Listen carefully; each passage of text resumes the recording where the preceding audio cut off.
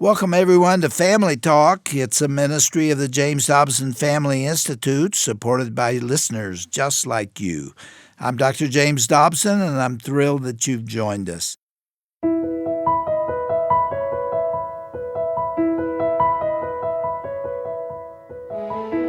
Welcome to Family Talk, the broadcast division of the Dr. James Dobson Family Institute. I'm Roger Marsh. You probably have noticed from the headlines and trending topics on social media that we are definitely in election season. So it truly is important to think about what's at stake for our country from a biblical perspective. Consider the issues that affect your children, your neighbors, and our freedoms. Now is the time to make your voice heard with your vote.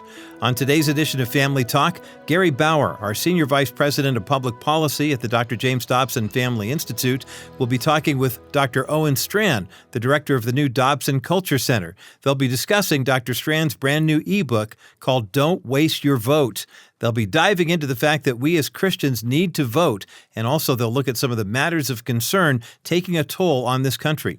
Here now is Gary Bauer to further introduce his guest, Dr. Owen Strachan, right here, right now on Family Talk. Hello, friends. Welcome to Family Talk. I'm Gary Bauer, the Senior Vice President of Public Policy here at the James Dobson Family Institute. I'm honored to serve along Dr. Dobson, who has been my friend for many years. I'm also the host of Defending Faith, Family, and Freedom, the podcast here at JDFI. We have a great guest today. We're going to have a great conversation. This is a conversation that is incredibly timely for this moment in America. And let me kind of begin it by mentioning to you, you probably have noticed that if you open a newspaper or turn on the TV set, you are likely to see a poll done by somebody telling you what America thinks about all kinds of issues. And it's amazing. I mean, what I remember not that many years ago, there were two polls in America. One was the Gallup poll and one was the Harris poll, no relationship to the current Democrat candidate for president. And some people like one, some people like the other one. But today there are hundreds of polls being done. You can see 4 or 5 of them every day. And for those of you that don't follow this kind of stuff, sometimes these polls might have 40 or 50 questions in them to try to figure out exactly what the worldview is of the person that's being asked the questions. But what if you don't have enough money to pay for a poll with 40 or 50 questions, because the cost of the poll actually goes up the more questions you ask? Well, there's actually been research done about this. They found out that if you could only ask one question, that would be the most likely to tell you what the individual you're talking to thinks about a whole lot of other things that you're not going to ask them about.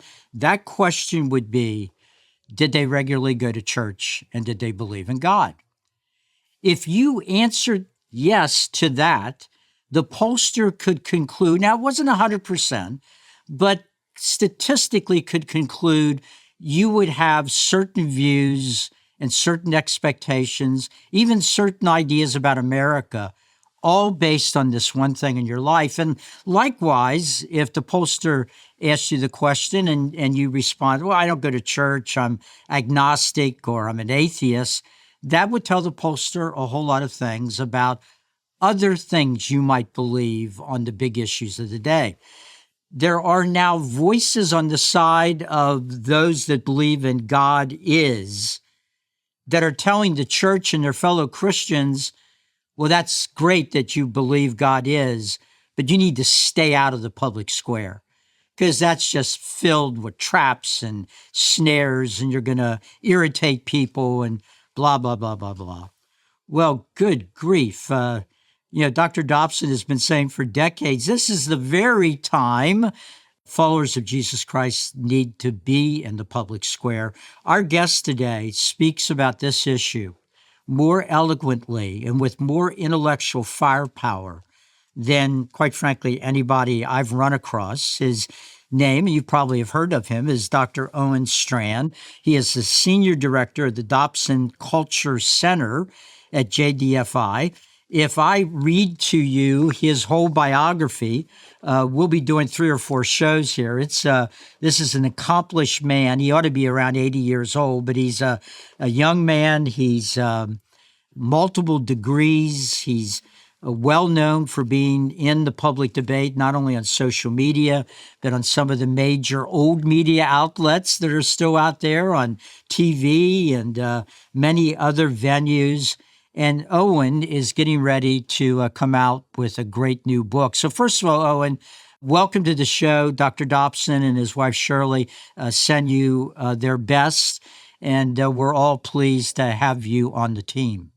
Thank you so much, Gary. It's an honor to be on the team, to represent Dr. Dobson in some small way, and to engage with you. I'm so thankful for your model and example in the public square. Thank you, Owen. Now, this is going to be an e-book, and it probably will be available by time folks are listening in. What is the main point of this book, and why did you choose to I've written a couple of books. I don't care what their length is. It's like giving birth. This is like labor. It's a challenging process. Why did you decide to write it now with everything else that's going on in your life? The desire was to galvanize the church, galvanize Christians to step up and understand that it is a great blessing of God to be able to participate in a political system and specifically have the ability to vote, to play a tiny little part in the process of democracy, in the process of choosing our leaders, choosing policies that our country should follow. In recent years, though, Gary, in particular, the younger tribe among evangelicals, among Christians, has been hit very hard with an ideology that I call neither left nor right thinking. And what that ideology argues is that Christians are basically always above the fray. When it comes to politics, past generations got it wrong. They were in the muck. They got involved with candidates. They put out these horrible things called voter guides, and it freaked everybody out and basically ruined America and ruined Christian witness. And so nowadays, again, in particular, the younger generation, at least in some corners of the Christian world, is sold, you should be third way. You should be neither left nor right. And there's a lot to say here, Gary, that we can unpack. Of course, our witness is distinct. We aren't of Caesar. We aren't of any one party. We aren't of any one candidate. First and foremost, we're of Christ as Christians. So let that be said. But we've got to be very clear in 2024 and beyond that the two parties, major parties in America before us, are not the same, that there is one that is more or less supportive of the traditional and to some degree biblical worldview, and there is one that is basically trying to tear that to pieces. And so I'm trying to call people not to one partisan response per se that I line out in the book, but to say, Christians, search your Bible, put your boots on, and let's get to work in the public square. Well, Owen, what you're saying, of course, I love it. I've been frustrated, as I'm sure you have, to see the Church of Jesus Christ at the time when America most desperately needs to hear our message, running into the temptation of being AWOL, absent without leave, from this big battle over what kind of country we are and what the right solutions are for our families and our future. I really want to stress this. I know you do too. You're not suggesting something that is unbiblical. You're not suggesting a degree of activity that's not rooted in the Scripture. Matthew 5:13-16. Isn't that where Christ talks about us being salt and light? Mm-hmm. It is, and that is so important because I think the way a lot of Christians have that concept packaged to them in churches across this land is basically, Gary, we should be nice, unbelievers should like us. We shouldn't really get into the hot button issues that are going to cloud our witness. And so all we need to really do is just sort of open up our arms, give people big hugs. And if the conversation turns to politics as believers, we just close our mouth and occasionally, we let the phrase Jesus Christ come out of our lips, and that's all we do. That's it. That's being a Christian in 2024 with regard to politics. And what I want to say is being salt and light definitely does mean loving unbelievers. It means loving your neighbor. We better do that. We want to be marked by that posture, even when we engage in tough conversations over momentous issues. But being salt and light, salt is preservative, and light makes the darkness go away. So apply that to citizenship in a civilization, and it means that you try to preserve, as a Christian, what is still there that is good, true, and beautiful by God's common grace. You're trying to preserve. And then secondly, you're trying to promote. You're trying to promote what is good, true, and beautiful in the public square, and not just say no to these bad things, but to say yes to the goodness of God and the design of God and the truth of God. And so I think, Gary, our mandate as Christians is honestly a lot bigger than the way a lot of Christians have heard it is.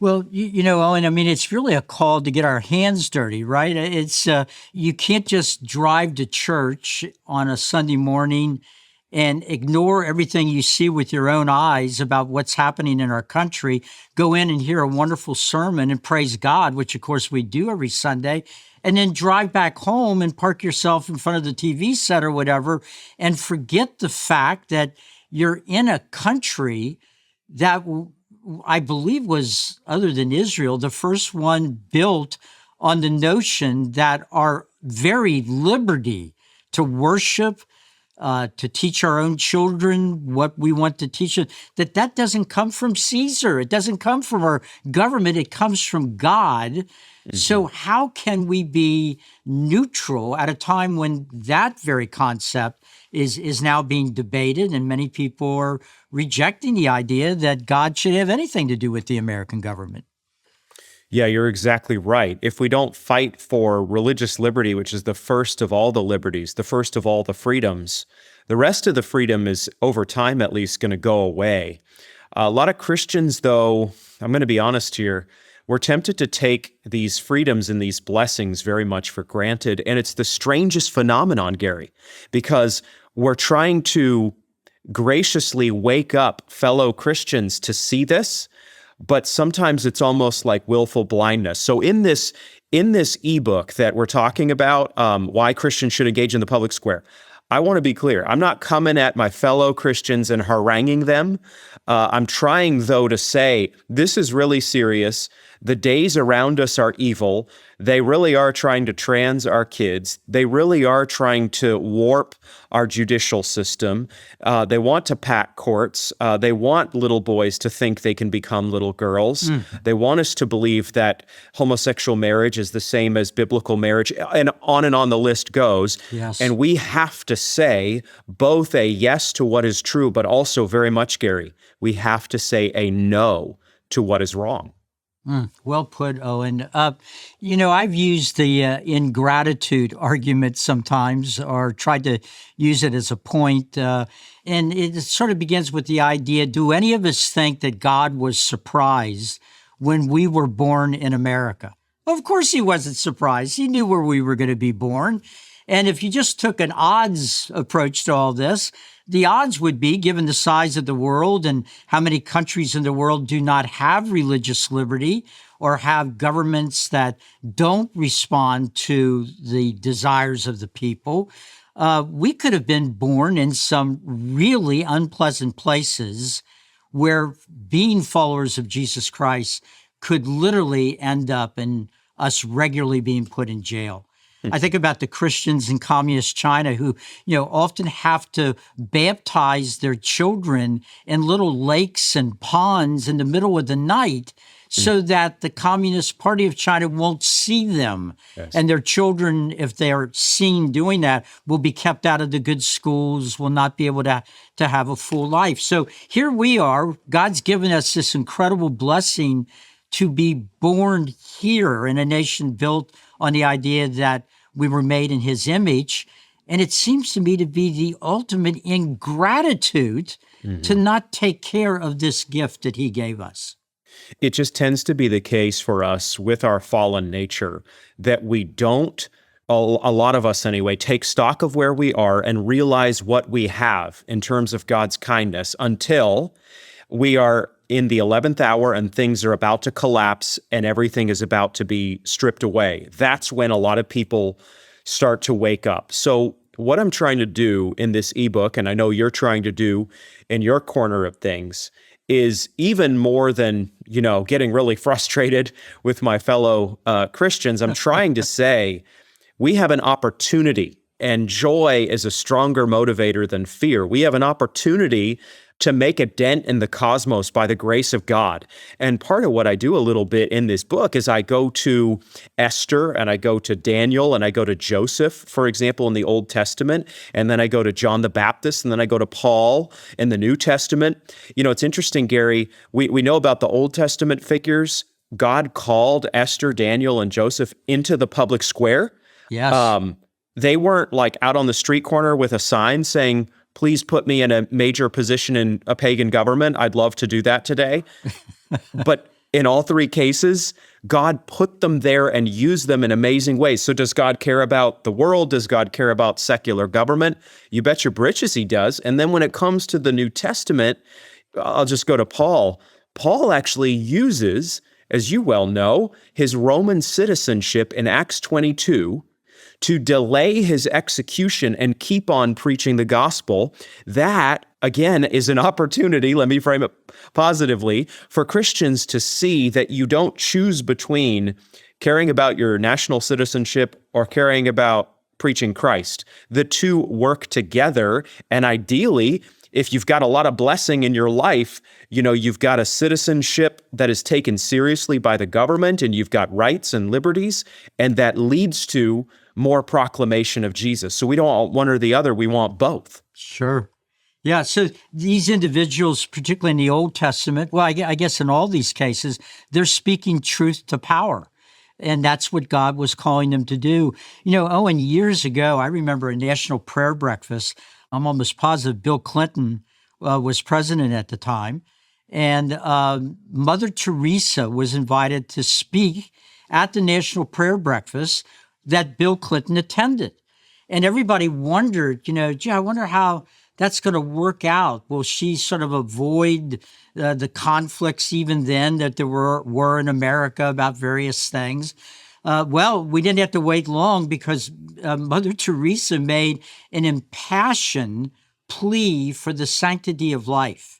She said that she was in India where babies were born and left in the gutter, and she and her ministry were rescuing them and taking care of them. But here in rich America, babies were being aborted because they were inconvenient and nobody wanted them.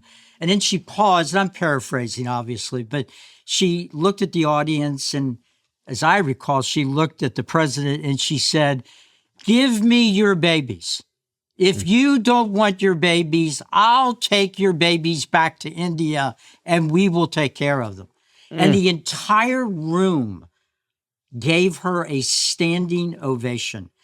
Now, of course, she was immediately condemned in the media for the awkwardness that she made for President Clinton, but it was such a wonderful example of just speaking truth to power in a loving way. She didn't call the president any names. She didn't accuse him of being a murderer, but she went to the central point. Children are made in the image of God. If you don't want them, we'll take care of them in India. I can't think of a better way to convict America than to say India would do a better job of this than we would. What an amazing moment that was.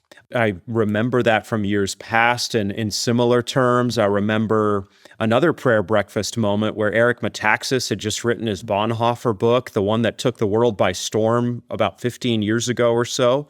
And President Obama was sitting there, and Metaxas just unloaded with the biblical worldview in different dimensions in his Metaxasian way. But he did it with humor and good cheer. And that even there, Gary, it can be a rebuke to me, because it's not that the days fail to be serious. We're in very serious days. But I do think there's something of that happy warrior to call to action today. And I think that's even what you see when you go to these New and Old Testament figures who stood for God in evil days. They had the sun on their face, even in the hard situations, because they were following the true God. And so when I talk about these kind of issues, to fellow Christians, there's a lot of gloom, there's a lot of dejection, there's a lot of, well, even if the church is rallied today, Owen, the election could easily be stolen. There's lots of different places this conversation goes. I'm not over here trying to candidate for the next Pollyanna of America and just be, walking around with a dumb smile on my face. But what I do want to do is promote hope. There is hope in God, but that hope, Gary, shouldn't cause us to sit back and do nothing and pat ourselves on the back for being hopeful. Yes. To use the metaphor I keep using, we should put our boots on and even get a little mud on them. Absolutely. Owen, one of the problems with our country not teaching history very effectively is that it's hard to learn from history if nobody's teaching it to us. And I keep thinking back at, Eric Metaxas, you mentioned him. I mean, he wrote this incredible book about the Christian church in the 1930s in Germany. And while we love the heroes in the church that hid Jews in their attics, etc., many of the churches did no such thing. And they not only didn't do that, they brought the crooked cross of Nazism right into the church and displayed it next to the cross of Jesus Christ. And I think Eric has pointed out that after all that horror was over, many of those pastors and churches still existed. And just think of the guilt they must have felt looking back at their inaction that led to what ended up following it, right? Yes. Well, you don't even have to go to Germany. You can just look at the United States. We had a big debate in the 1850s whether one man could own another man. And Lincoln famously said, no, because no man is born with a saddle on his back and another man born with spurs to ride him, right? Amen. But the Christian church, particularly in the South, would not often address the issue for some of the same excuses that we're hearing today about the life issue, euthanasia, many other things. Oh, well, it will alienate the biggest donor we have, who owns the plantation down the road with a whole bunch of slaves. Now, obviously, history shows what a terrible choice that was, but it's now in the history of American Christendom. That's a sad chapter. We don't want to think about that churches that followed Jesus Christ were rationalizing the idea that one man could own another man. All right. My goodness, Owen, this conversation is fantastic. I've got about 20 more questions here. I know how busy you are because all of us at JDFI are busy just trying to keep up with everything that's happening. But could you spare us another day tomorrow to talk some more about this requirement of Christian citizenship? It would be such an honor, Gary. Thank you. I'd love to.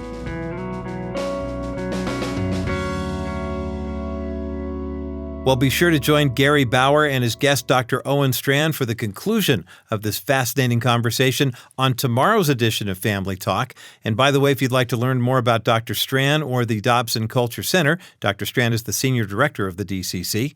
Just go online to drjamesdobson.org/Culture Center. Now, Gary Bauer and Owen Strachan have been discussing Owen's brand new ebook called Don't Waste Your Vote, Why Christians Should Engage the Public Square.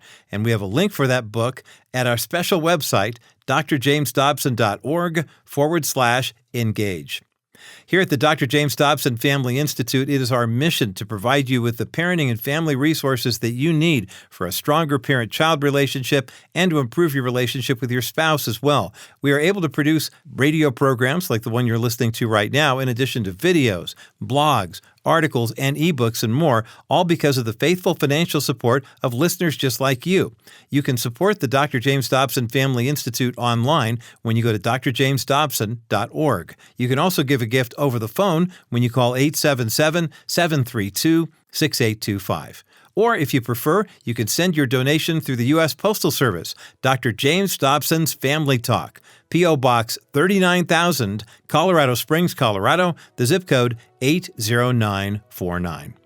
I'm Roger Marsh, and on behalf of the entire JDFI staff, thanks so much for listening. Be sure to join us again tomorrow for part 2 of this fascinating conversation featuring Gary Bauer, Senior Vice President of Public Policy for the Dobson Policy Center, and Dr. Owen Strachan, Senior Director of the Dobson Culture Center. They'll be continuing their conversation on Christians and the right to vote.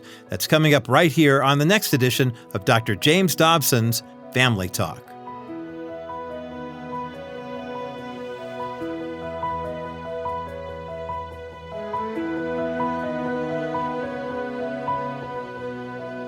This has been a presentation of the Dr. James Dobson Family Institute. Hey everyone, Roger Marsh here. When you think about your family and where they will be when you're no longer living, are you worried? Are you confident? Are you hopeful? What kind of legacy are you leaving for your children and their children? Here at Family Talk, we're committed to helping you understand the legacy that you're leaving for your family. Join us today at drjamesdobson.org for helpful insights, tips, and advice from Dr. James Dobson himself. And remember, your legacy matters.